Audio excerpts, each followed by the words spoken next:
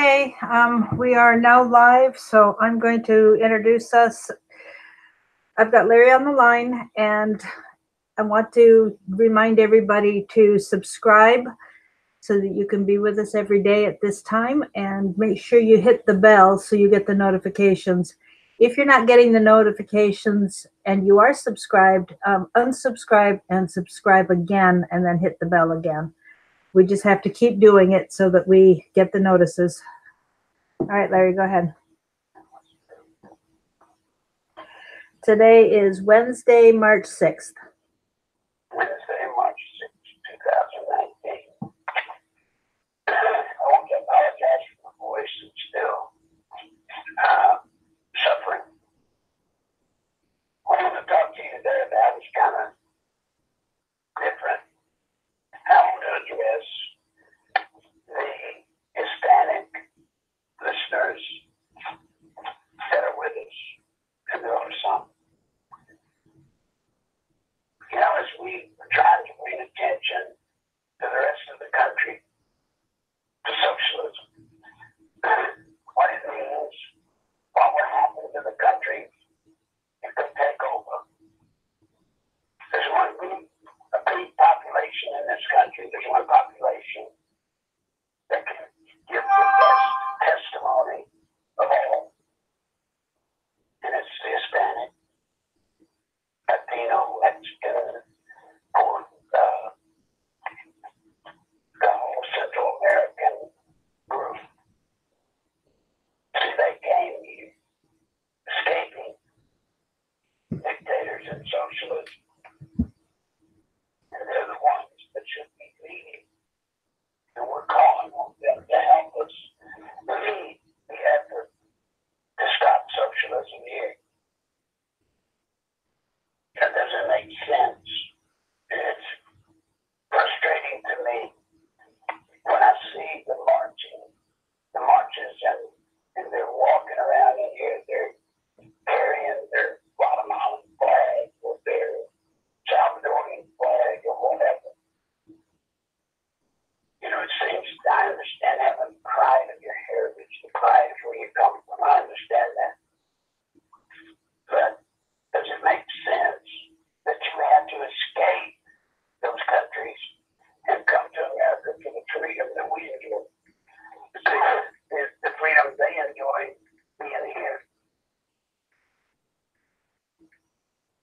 They should be leading the cause of anti-socialism. They should be sharing the experiences of themselves and what they've gone through in these other countries that have already been ravaged by it. Or maybe their parents or their grandparents. We need the Hispanic community to join with us to stop this. We've got to have them. I don't understand. I guess maybe I do, but I'm going to say for the time, I don't understand why there is such a dependency when people come to this country and then support the Democrats. The Democrats have lied to the Hispanic population. They use the Hispanic population over and over again. And to be honest, they get nothing back in return.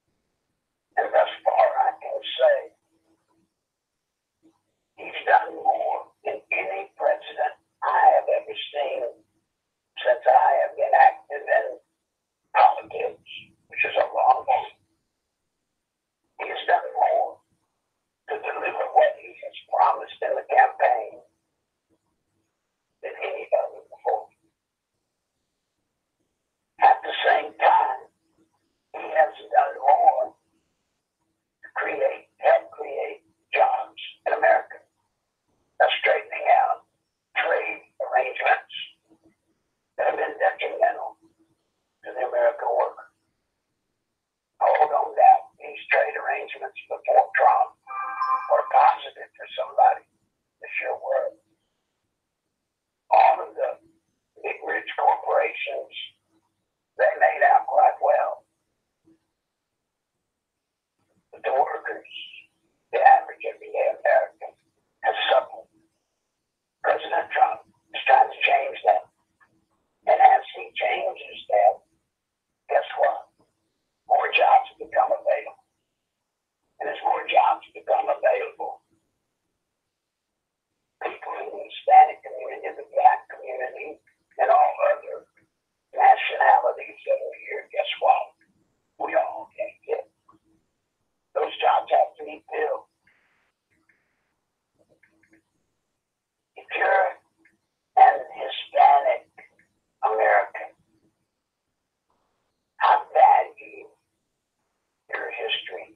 I do. I understand it. I understand you want to be proud of the country from which you come. I do. But I don't want you to deny the damage done to the country you come from by corrupt governments. Governments that are suffering from dictators and socialism. And there's not a lot of difference between a dictator and socialism and communism. Put them in a bag, shake them up, throw it out, you don't get much different. But the part of you being an American, it's time to be an American. Remember, you're an American Hispanic, you're an American Mexican. Place value in the future. And the future for you and your children, the future is in America, not in the country you came from that had already suffered and is suffering. I talked today to a very nice person, and I was saying that as you talk to different couples, it's not inconceivable in the Hispanic community and others that maybe one member of the husband-wife relationship, maybe one member is for Trump or would be for Trump, and the other is adamantly against. The best way to deal with that, I believe, is to tell the truth. If the husband is receptive to understanding President Trump, if the wife isn't, explain to the wife. And it's real simple. It's about your children. Do you want your children to grow up in a world that's like Venezuela today? Is that what you want for your children? Because if we become a communist nation, we will have sentenced all of the children to that world, to that hell right here on earth. Is that what you want? I've told y'all for years, politics makes for strange bedfellows. And sometimes the old sayings do apply. One of those old sayings is, the enemy of my enemy is my friend. If President Trump doesn't meet all of your standards, all of the things that you wish he would be, ask yourself this. If he is standing against socialism in America, and whichever candidate the Democrats elect to run for their president candidate, whichever one they elect, they will be representing socialism, either by name or certainly by deeds. Think about that. Maybe Trump is not perfect to you or to your spouse. But as long as he stands against socialism, then he is the enemy of our enemy. Therefore,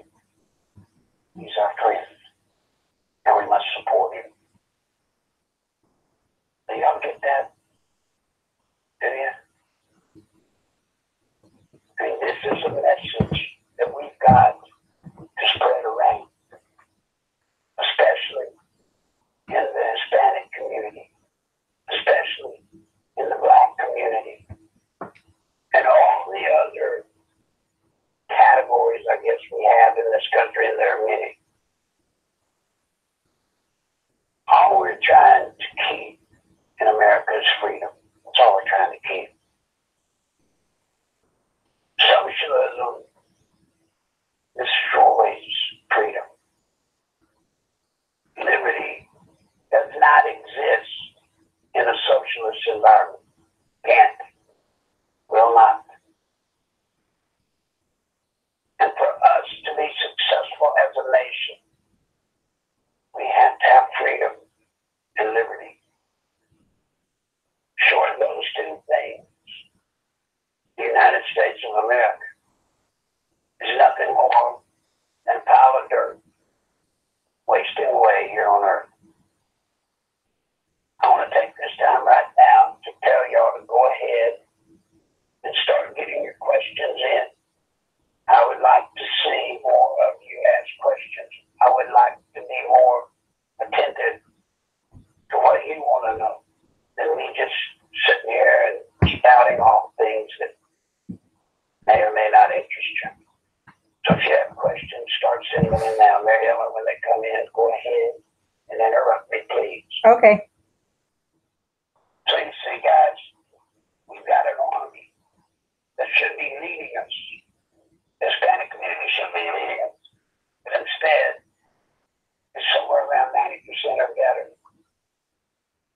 that are against Trump, against Republicans. Look, I'm not going to sit here, guys, and tell you the Republican Party is the panacea of all. It's not. If you could see the world through my eyes, through what I have lived through, you would be very disappointed in the concept of two parties. I don't believe in them. I believe the Republicans, to the greatest extent, are just as dirty, just in as much support for socialism as the Democrats. But they carry a persona, they carry an image that they're against it. They're no different. But right now, that's the only thing we have to stand against the organized structure of the Democratic National Party. That's all we got. We can get the attention of Republicans. We can get their attention. You see, Republicans claim to be conservative, moral, in most cases Christian people. Okay. Because they make that claim, that makes them vulnerable. They are not perfect. And most all Republicans carry with them a fetish, some little habit they have, that if it's known, they just simply won't be reelected again. They cannot be what they try to portray, but they are. That makes them vulnerable. And when they're vulnerable, that makes them pliable. And if you understand money, money has been the great benefactor for politicians for years and years and years. But if we, the people, declare this day, if we declare this day, and we don't care how much money any of these people have, they can't buy our votes because we will not sell our vote. We're not going to sell it. And the day you declare that you will not sell your vote, that you will do due diligence, and you will learn about the people that you vote for, especially having to do with Washington, D.C. And remember, it's the primary that's the important election, because that's when we take out the incumbent. That's right. That is true, so true. But if you make that declaration today that you will do your due diligence, then we will be free, and we will have liberty. Okay, we have three Because questions. we will have the power. We will take back the power that the big corporations, the big money, have taken from us. Remember, why do they raise all that big money? It's so that they can buy our votes. If we don't sell them votes, that money they raise is worth nothing. Nothing. And what the hell? We've got 4 questions now. The first one, is there going to be a social media campaign for Never Socialism? Say again? Will there be a social media campaign for Never Socialism? Let me tell you right now that in the works there is a project being developed right now to do just that. I believe the right people have gotten involved, and they're very skilled, very knowledgeable, and within a couple of weeks, I hope there will be a strong national structured organization for Never Socialism, both in the social media and elsewhere. That is coming. I promise you it is coming. And I have talked to the individuals involved in the project, and I assure you I'm very pleased and excited with what they are planning to do. And can I, well, I'd like to add to that, Larry. We could be at the forefront of what's coming in this campaign by wearing the Never Socialism t-shirt that's available at the website, or getting a bumper sticker that's also available. The bumper sticker's $5. If you can't figure out how to get through on the merchandise link at the website, you can text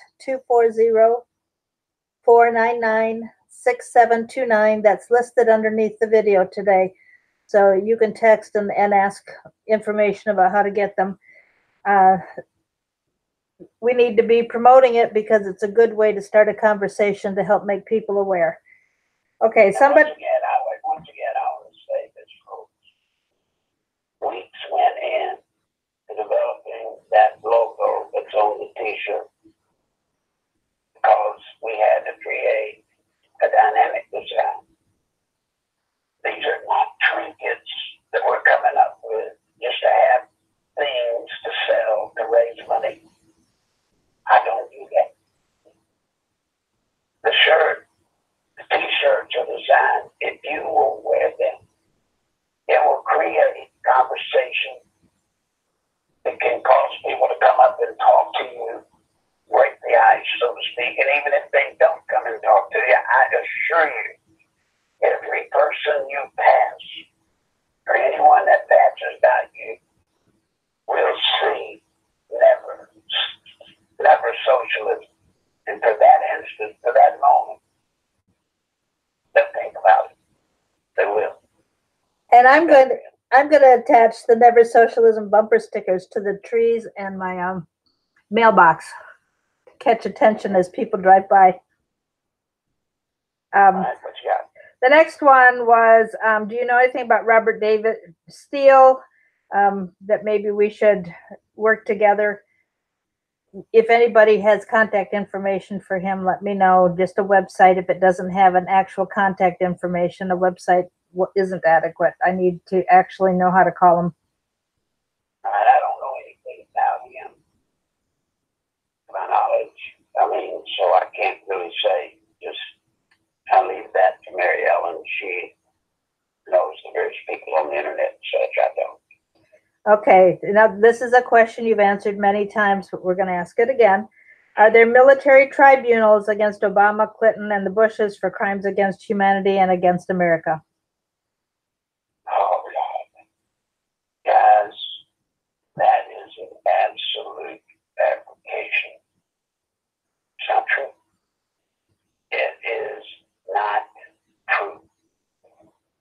I can give you a million reasons why it's not true. But today, in the interest of time, I want you to know this is not my opinion.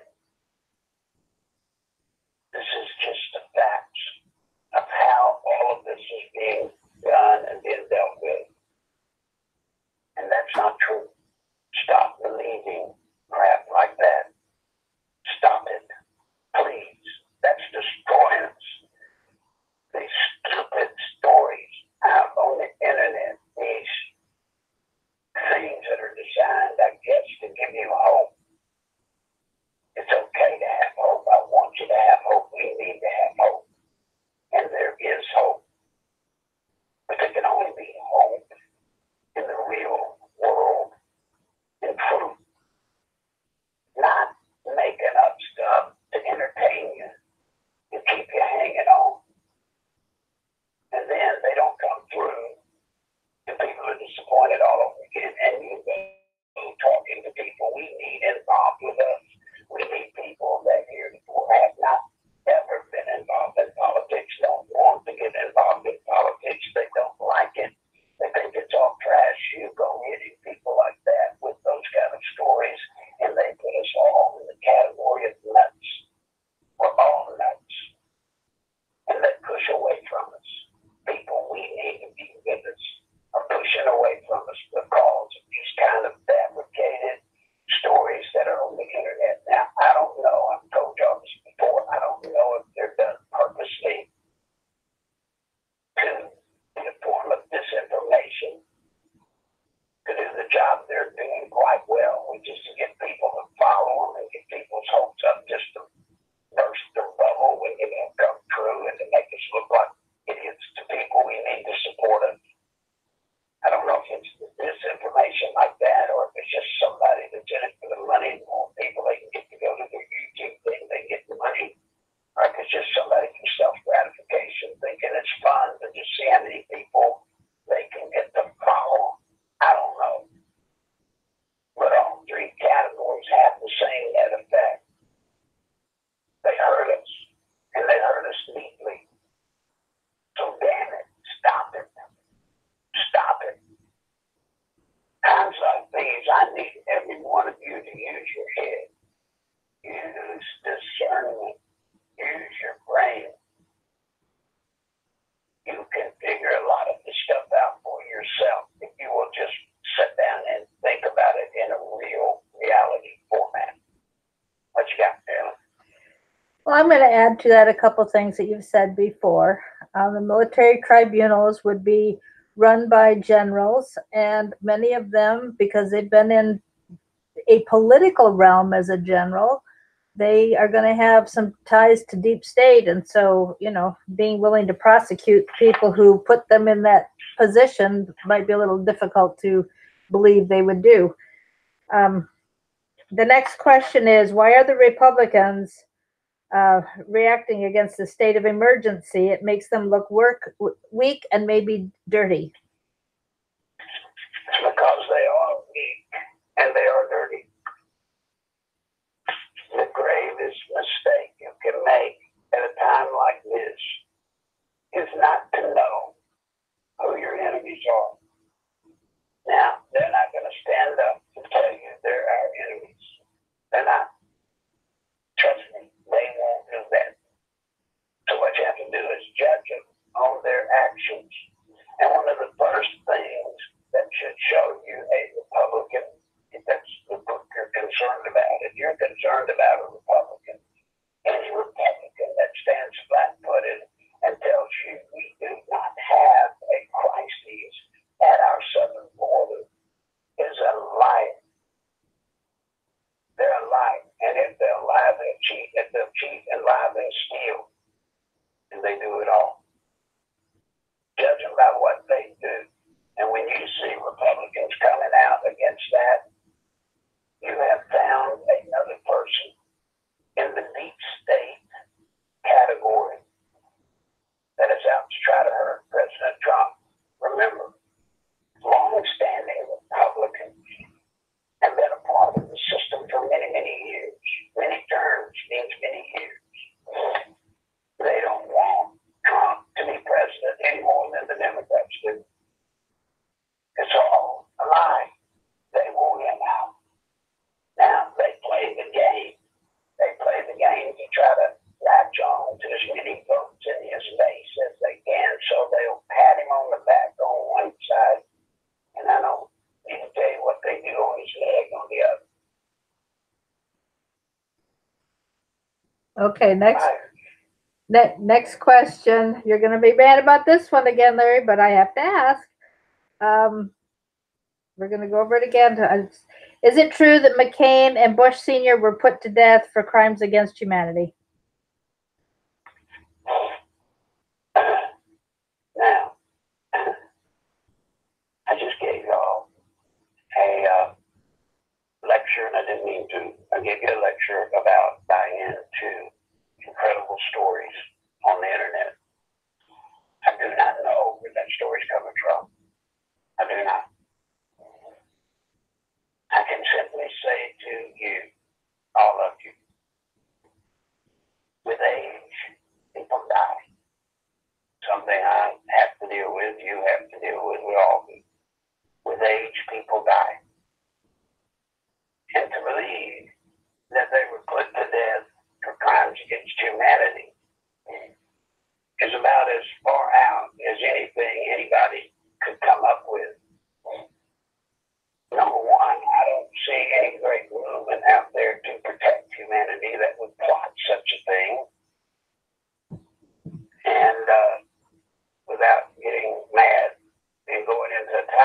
I will say to you all, that's bunk, that's junk, that's trash.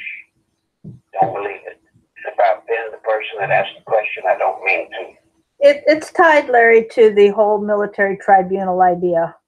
They were tried in a military tribunal, and that was their punishment. Is what is being said, and No. so No.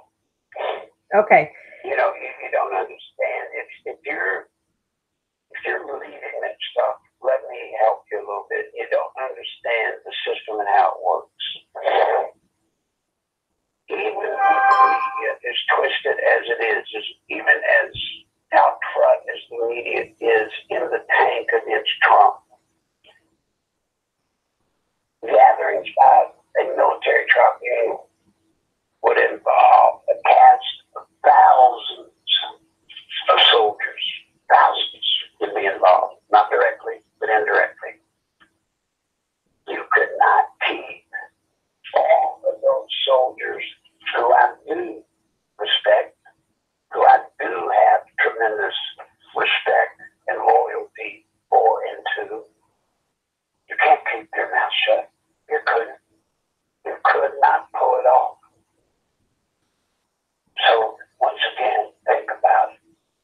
Think about what all would be involved to be conducting tribunals with that, at that magnitude. Tribunals, just think about it. You couldn't do that. To keep it quiet, you couldn't. And it would be more out than just someone on the internet. I assure you that. Don't you think somebody would come up with a photograph to prove the story? No, I don't. I don't, because there's no story to prove. No, I mean, if somebody was making this claim and wanted to be believed, shouldn't they have a photograph to back their story up? And I'm saying they don't. They don't. That doesn't mean they couldn't or wouldn't. But I'm just telling you, the whole scenario is wrong. It's a lie. It's not true. It's just one of those things that's out there. You know, God, I don't want to keep doing this very on the internet. If you believe in those facts, you can find a social media on the internet, whatever you call of people that will talk about moral impact, and they will have experts, as it would appear. They'll have the inside sources that they will tell you about but never mention. And you'll have an entire group of people that are just totally pacified with the fact that the world's flat or whatever you are predetermined to want to believe. Stay away from it. Okay, here's another one. I heard AOC answered a casting call and was groomed with no government experience. We got a lot of. AOC was in a casting call. That's not true necessarily. AOC, I believe, was not a plant by Trump. I've heard that one. No, she was not put in there and supported and funded by Trump so that she could come in and hurt the Democratic Party. I don't believe that. That's not true. I think I know that's not true. She ran for office. She ran hard and in congressional districts, folks, especially in the northeastern area where it's highly populated. The districts are relatively small geographically. They're small. And you can actually do a slipper move. It's called a slipper. Somebody slips in and wins and nobody thought they would. You can actually go out in a gumshoe and walk door to door if you want to or do whatever. She actually got out there and ran a race, and she took advantage of there's so much disgruntlement in government that what I was trying to do in 2016, Mary Ellen, you and I and all our people were trying to get no names to run because it was the perfect election for no names to run. And she ran in 2018, a nobody, but she ran against the system. And guess what? It's time people want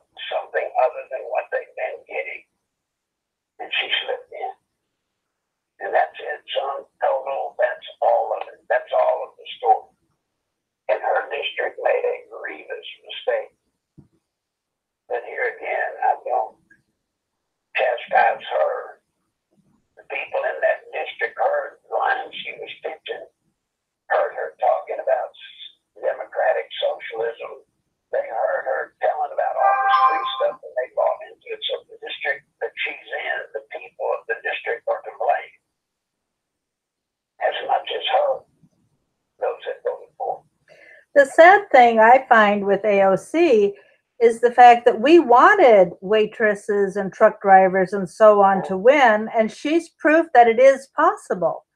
So in the next election, we need to use that. We need to band together. We need to get more people who are just ordinary folks to run. And she's proof that it is possible to win. It doesn't happen very often, but that's what we need to do is unseat. We need to unseat the incumbents. The time is right now, as Mary Ellen's telling you, the time is right now where we can get truck drivers, waitresses, secretaries, moms. We can get ordinary people the way the government was meant to be. Our country was not founded on a government made up of lawyers and professional politicians, quite the contrary. It was made up of people that were supposed to be farmers and very soon under dairy farms or whatever, and go to Washington, spend their time, and they come back home. Well, the time now is for all of us to think about running. We need lazy people to run.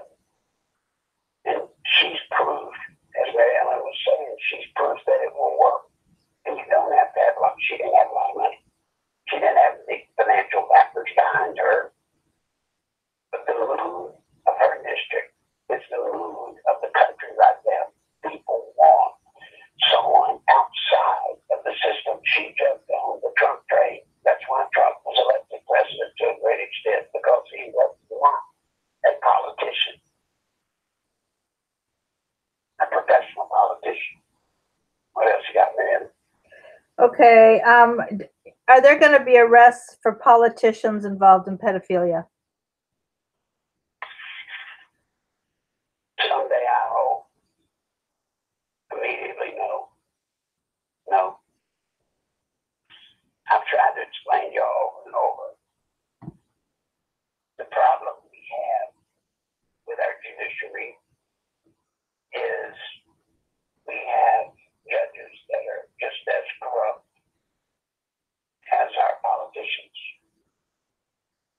And in a show I did yesterday with Jason Goodwin, I had a guest come on with us, Michael. I can't remember his last name, sorry. It was Michael Moore, who goes by the name Thomas Paine. Yeah,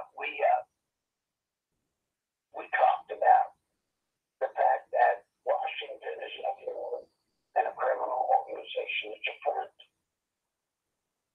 It's a front. It protects the politicians, and they have so taken over the judicial branch to where people trying to get prosecution against people that are behind, people that are bigger financially, it's hard to do it because this cabal controls many of the prosecutors. Until we clean our government up, there will not be justice for any of us. Remind people, Larry, remind people of what Clinton did when his first day in office with the prosecutors and so on. Well, Mary Ellen's talking about the first day Bill Clinton was in office as President of the United States, and fired 111 federal prosecutors. Fired 111. First day. Why? Because anybody that was out there like me that had evidence against him, for us to get it brought to court, we would have to go first to the federal prosecutor in our area. And they took out anybody that wasn't in their camp. And they replaced them with people that there was no way they would allow any cases to come up against the Clintons. And that group is still in place. Still in place. What's the next question, Miriam? Well, I'm going to add to that. So, folks, that's the reason we're not seeing any activity, because it's still locked up tight, and the judges that would in the areas that would have purview for prosecutions are part of the cabal. And there are some good judges that Trump has nominated, but they haven't been approved by the Senate yet. Specifically, the judges for the District of D.C., Virginia, and the Southern District of New York, the federal judges, federal appointments Trump has proposed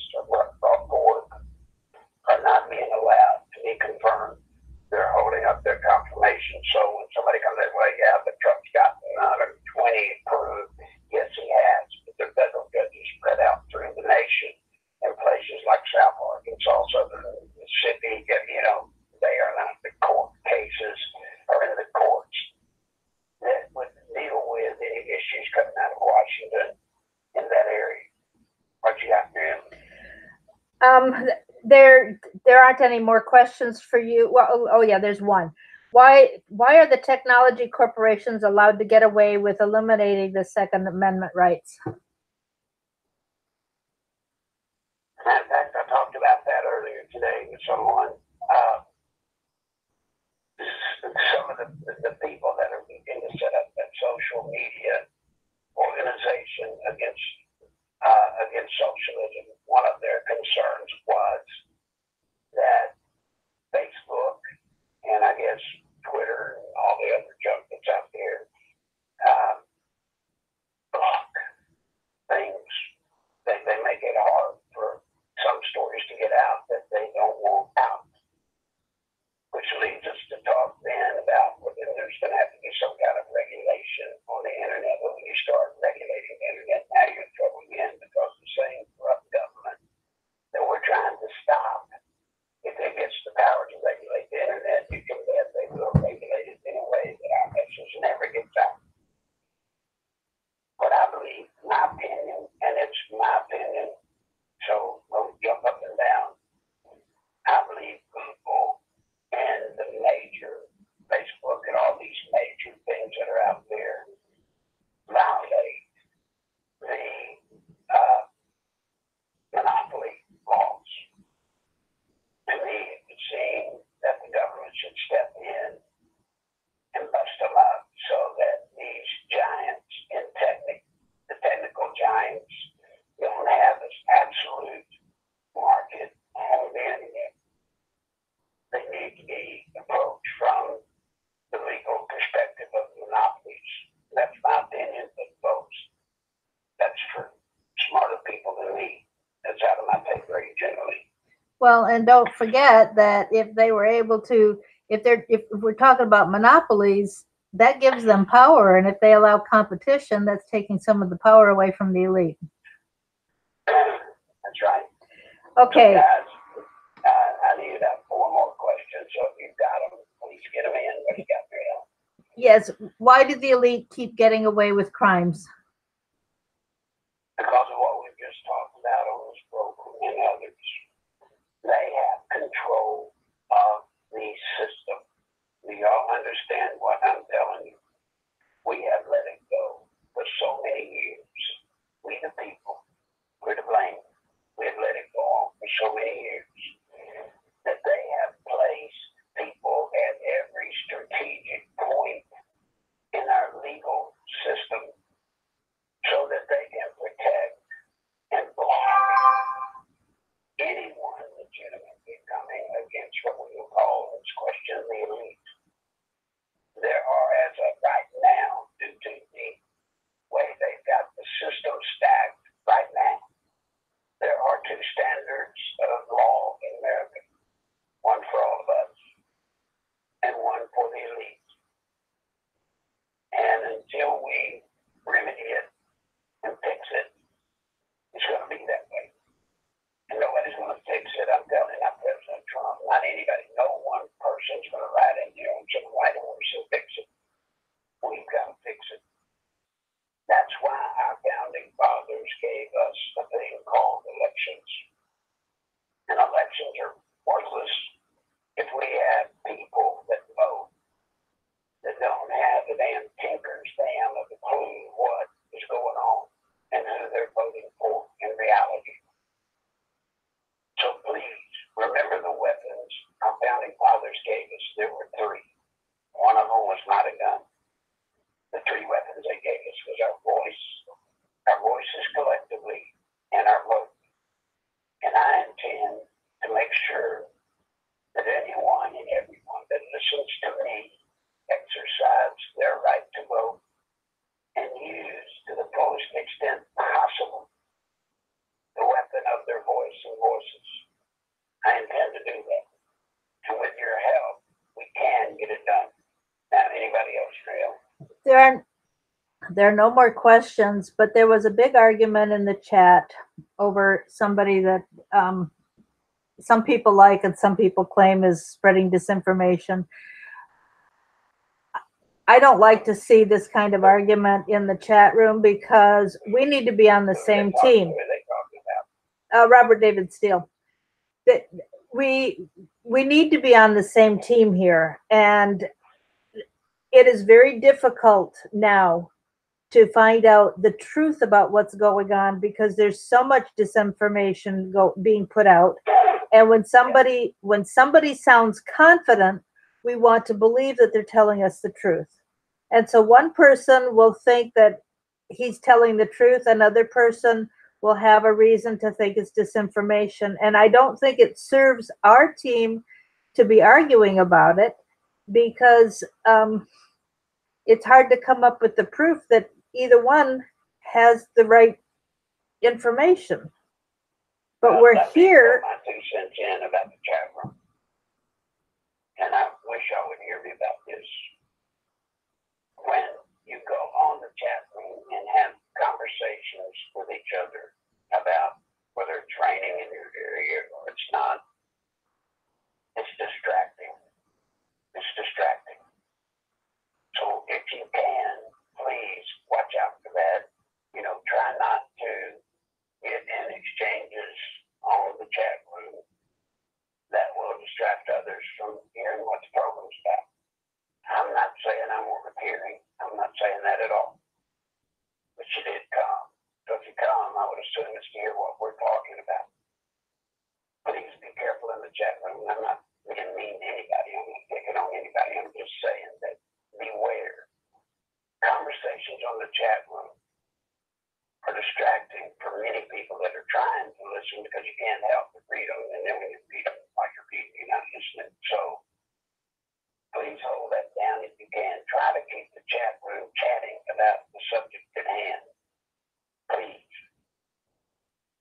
Is that it for the questions? That is, Larry. And I would like to remind people that when we go live, please share. Go ahead and even if you didn't share at the beginning, please share afterwards to let other people know what Larry's saying. It's important information for others to hear.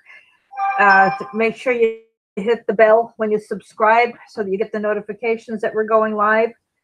No, Sharon, I didn't see your question. I'm sorry. You can type it there in the text, and I'm looking through to see. Oh, yeah, I missed it. Sorry, Larry. We got one more question here. Let me find it. It's going to take me a minute. No, I don't see it. While I keep looking, I'll keep talking here. We're going to start a book club tonight at 8 o'clock Central. We're going to be discussing Larry's autobiography, 28 Years to Nowhere. I found the question. Let me say something about that book club meeting tonight. Mary Ellen co-wrote the book with me. And if there's anyone that I would want to talk about the book, representing me or the book, it would be Mary Ellen.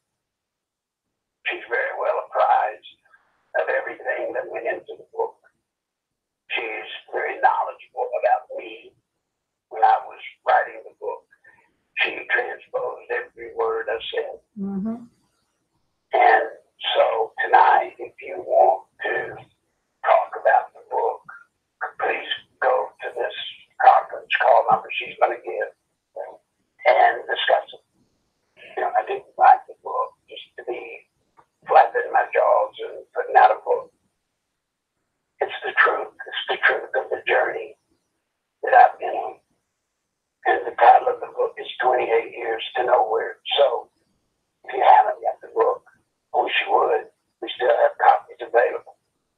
And I get asked all the time, what's the trick with the title 28 Years to Nowhere? 28 Years to Nowhere, what a title of a book. The reason I chose that title was because I had fought in that day. It was 28 years. Now it's 30, I think. Yes. In that day, it was 28 years. I have fought through the most incredible odds that I can imagine anybody going through just to get the truth out about the Clintons. Just to get the truth out. And when I got it all out, when all the truth was starting to come out, and finally she was defeated and defeat. I believe, and I'm not bragging, so don't take it as bragging, but I do believe a part, if not a big part, of her defeat was because of all the information that I had put out over those 28 years, that people knew that they had learned about her and about them and the way they are. But when I got to the 28 years of getting it all out, and Hillary was finally defeated, and today, she's announced that she's not running this time. She will still be winning her power, but she's not running. So technically, my journey's over. You would think my journey would be over and set out to stop the Clintons from taking over the world. And I did my part to stop it. But at the end of 28 years, I was flat broke. A nobody with nothing. Nothing. My name, my family, everything had been destroyed. And I just wanted people to understand after going through all of that, I ended up exactly nothing. Kind of crazy, isn't it? It's kind of crazy that you would do all of that work. You dedicate your entire life. You dedicate your family's lives. I mean, you would ruin everybody that loved you. You would ruin them. And get to that point, and that's all you have. It's nothing. So there's nowhere. Got nowhere. So please, if you want to, come to that book club session tonight and learn and ask questions. Mary Ellen knows the answers as well as I, if not better. Okay, it's at 8 o'clock Central. The number is 712-451-0725. And then the access code is 492-215#. And that information is also listed underneath the video. Okay, here's another question. How close are we to indictments and the impeachment of the president? Well, we're close to the impeachment of the president in that they're biding their time. You've got one of the problems going on in the Democratic Party. Excuse me. One of the problems is some of the Democrats want it happen now. They want to go ahead and start the impeachment now. But the other half of the party, probably the smarter half, is saying, don't do it now. You want to hold off on the impeachment because we want the impeachment going on during the election for 2020 campaign. So that's the struggle in the party. Some are wanting it now, and some are wanting to hold off so that they can time it that the impeachment process is going on during the campaign. So if there's any indictments, then they're not going to indict President Trump. The joke of jokes, just so that y'all know, when you've got Adam Schiff and all these guys going back to basically Trump's birth and trying to find some crime he must have committed along the way. And remember, this is the first time in our history that our government has set out to investigate somebody, not to investigate a crime for which they had been accused. Our government has set out to investigate, to try to find a crime to which they can accuse him. It's never been done before. Never. It's not even supposed to happen that way. There will be no indictment because if it goes past 3 or 4 years back, the statute of limitations of some of those things that they might find would have already run out, so they could have no case anymore. That's how incredibly stupid all of this is. Isn't it just about keeping the focus off what they themselves have done? Well, there is the element of transference. Keep everybody looking at the other guy instead of you. And normally the Democrats accuse Trump or his people or his administration of doing what they're doing. That's called transference. We did it all the time when I was with the Clintons. They do that. This is probably beyond that. They're just trying to find something. And in all of this, what they're trying to do is to take Trump out of the game right now. Everything they're doing with all of this investigating and all this trash the media is putting out is to make it impossible, they think, for President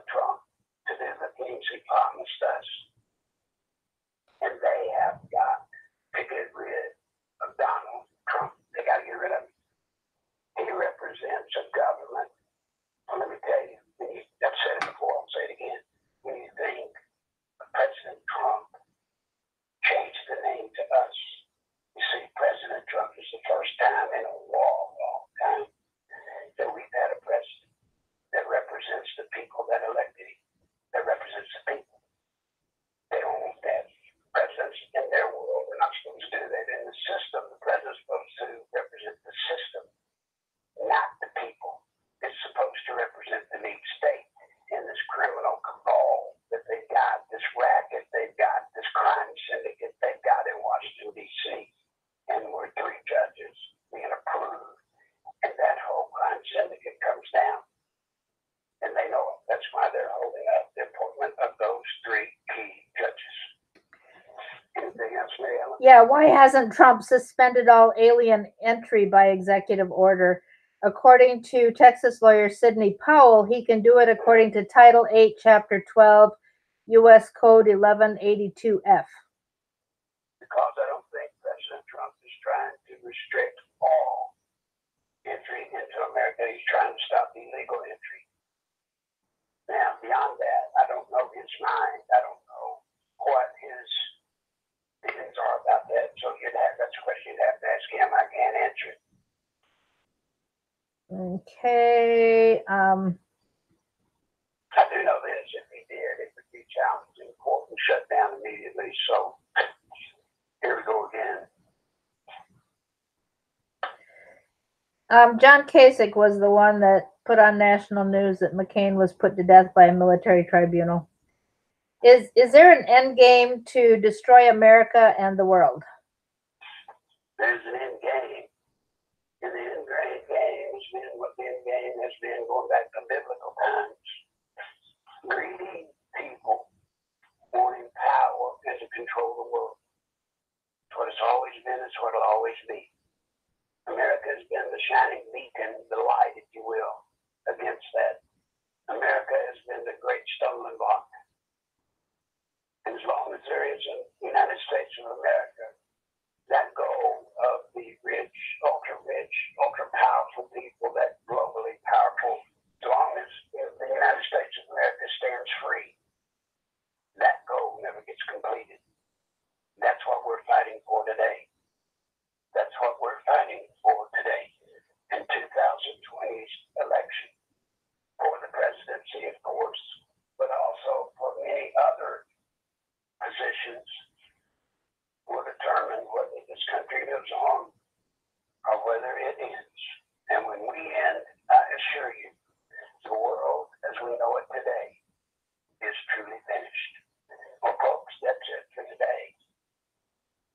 I want to thank you for listening.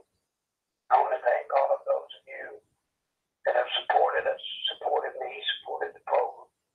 I ask you again today, if you can, go to Nichols Live at AOL.com on PayPal.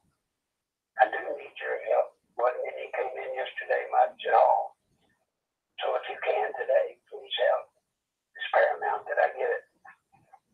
But with that, Ellen, I'm saying good day. Thank you. Thanks, Larry. And just a reminder, the book club is at 8 o'clock tonight, and the phone number is under the video. It'll be linked there. Thanks, folks. We'll see you tomorrow.